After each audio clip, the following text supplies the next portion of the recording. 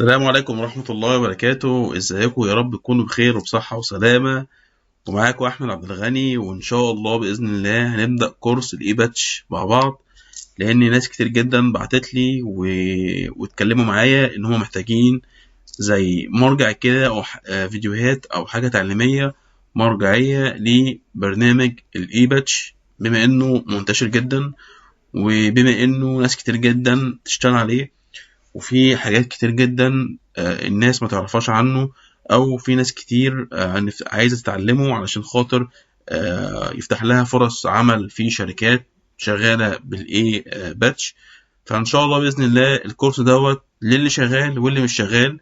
اللي شغال ان شاء الله اتمنى ان انا اضيف له معلومات كتيرة، وهستعرض النهارده المحتوى اللي احنا هنقدمه والشغل اللي احنا هنشتغل فيه مع بعض. والشغل هيكون عملي من A to Z. يعني احنا النهاردة هنتكلم على المحتوى والمناظر ليه، كل نقطة والمناظر ليها موجودة فين في البرنامج. قبل بس ما أبدأ النهاردة ونتكلم على الاي باتش، حابب بس كده ان احنا نشوف مع بعض شكل البرنامج بتاعنا.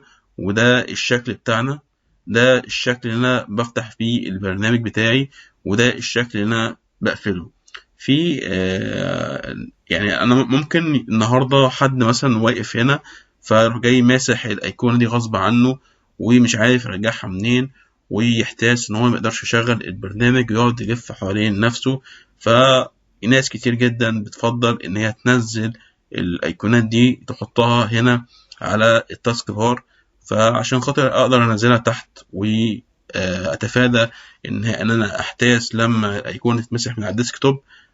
باجي اقف على الايقونه بتاعت البرنامج، كليك يمين واقول بين تو تاسك بار، هتلاقيها نزلت عندي هنا. ونفس الكلام للايقونه بتاعت القفل، زي ما احنا شايفين كده ايقونه الفتح البرنامج نزل لي تحت وايقونه القفل نزلت لي تحت. انا هنا لو مسحت الايقونه واختفت من عندي مش هتسبب لي مشكله، لان اوريدي عندي الايقونات موجوده تحت عندي. طيب هنشغل البرنامج كده مع بعض عشان نستعرض مع بعض، يبقى معانا المحتوى بتاعنا، الحاجة اللي احنا هنشرحها. طبعا الشاشة دي اللي هتيجي تفتح يوم جديد، هو كده بيقولك ان انا بعمل باك اب للداتابيز اللي موجودة عندك، علشان خاطر لا قدر الله حصل مشكلة في الداتابيز اللي انا شغال عليها، يكون عندي نسخة باك اب اقدر ارجعها باخر نسخة احتياطية موجودة عندي. طبعا بستنى ان الباك اب يخلص خالص، ما بجيش ناحية اي حاجة، بسيبه يخلص لوحده. وهنشوف مع بعض لما بيخلص بيختفي، وبيكون ده المؤشر ان هو خلاص خد الباك اب بتاعه. معلش نستنى مع بعض.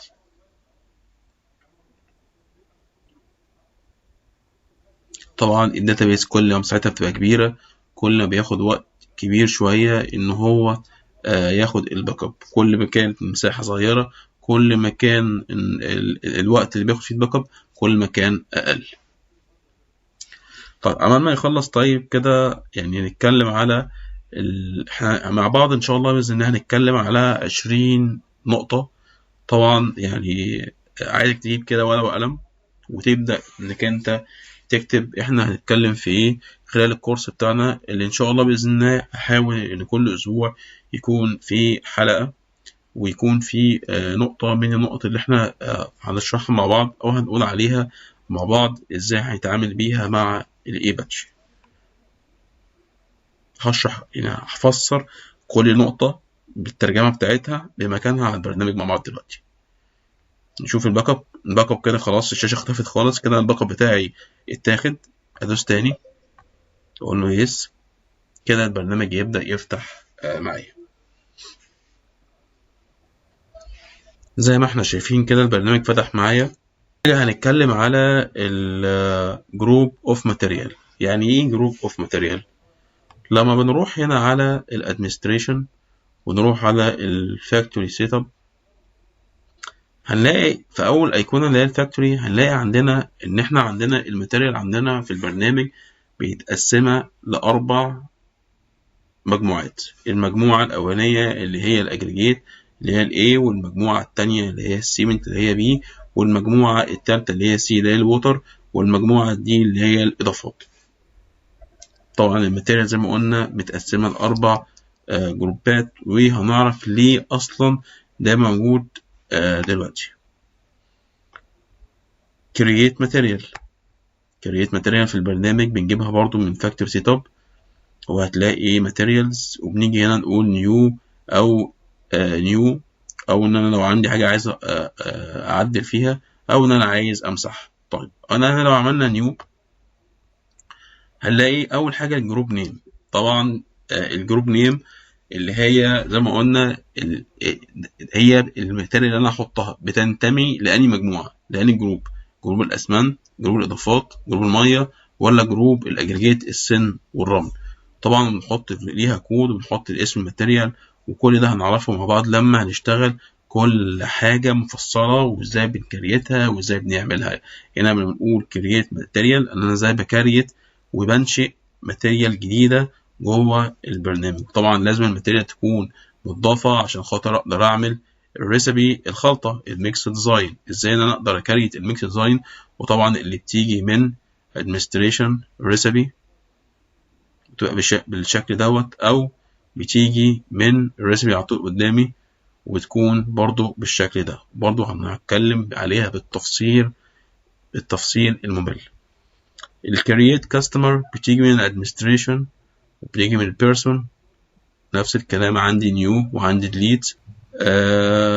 طبعا زي ما قلت كل حاجة هنتكلم عليها بالتفصيل، يعني ما تقلقش، انا بس بقول لك المحتوى اللي احنا هنقدمه عشان تكون متابع معايا كويس قوي، وهنعمله ازاي على البرنامج اكنك بالظبط قاعد على جهاز محطة وعايز تعمل الحاجة دي بايديك وتكون متمكن منها. الحاجة اللي بعد كده ازاي انا كاريت بامب، انشئ بامب وانشئ تي ام خلاطة. بنيجي على الادمنستريشن ونيجي على الفيكلز، نفس الكلام ادوس على نيو، وهنا بيقول لك انت اللي هتنشئها دوت تراك ولا بامب، وهنشرح كل حاجة لما نيجي نعملها بالتفصيل. درايفر نيم برضو بنيجي من administration وبيرسون ودرايفر هنا، وبرضو نيو، وازاي ان انا انشئه، وان انا لو في غلطة ولا حاجة وعايز ان انا امسحه. بعد كده هنروح نتكلم على how to receive material especially cement، ازاي ان انا استلم او ادخل كميات الاسمنت اللي بتعتق عندي في المحطة عشان تظهر لي على السكادة وتظهر الستوك بتاعها، عشان لما اجي اخد الريبورتات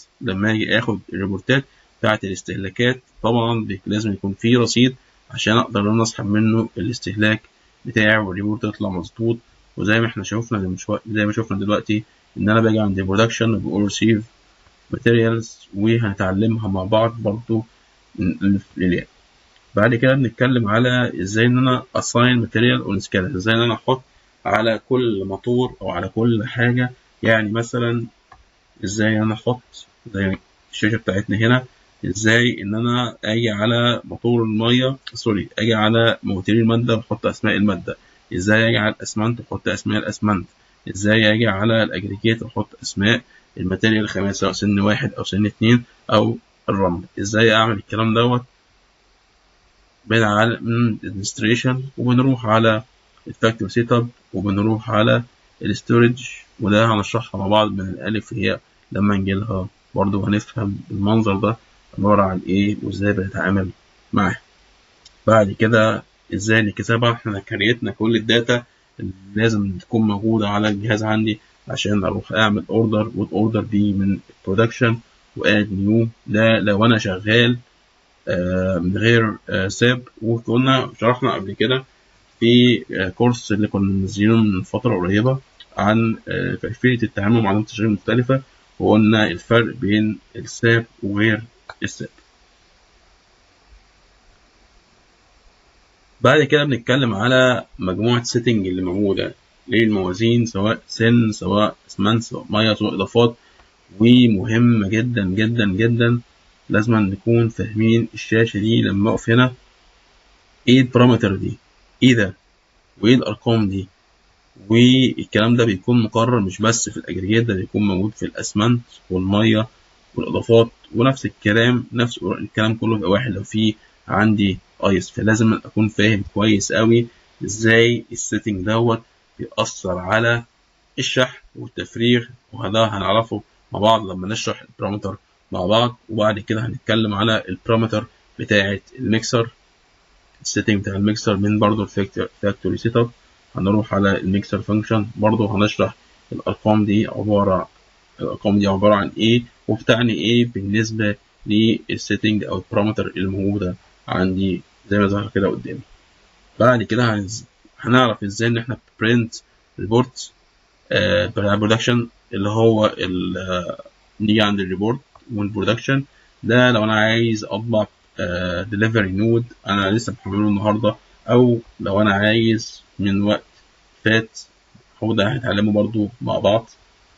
بعد كده ازاي ان انا اطبع الماتيريال كونسامشن، ده برضو بيجي عن طريق الريبورت وبيجي عن طريق الماتيريال ريبورت، ده بيجيب لي الكونسامشن بتاعي. وبرضو هنتعلم ونعرف الكلام ده بعض لما نيجي الحلقة المخصوصة للقصة دي. وهنتعلم بعد كده في آخر حاجة ازاي ان انا اتشيك، ده كان طلب خاص بالناس عندي، ازاي ان انا اتشيك على البرودكشن بتاعي او الانتاج بتاعي بينتقل من جهاز عندي للساب. ان شاء الله باذن الله اتمنى من ربنا سبحانه وتعالى ان يكون الكورس اضافه ليكم ويكون مفيد، ومستني مع كل حلقه لو في اي استفسار عن اي حاجه ابعتولي، وان شاء الله باذن الله يكون كورس مفيد.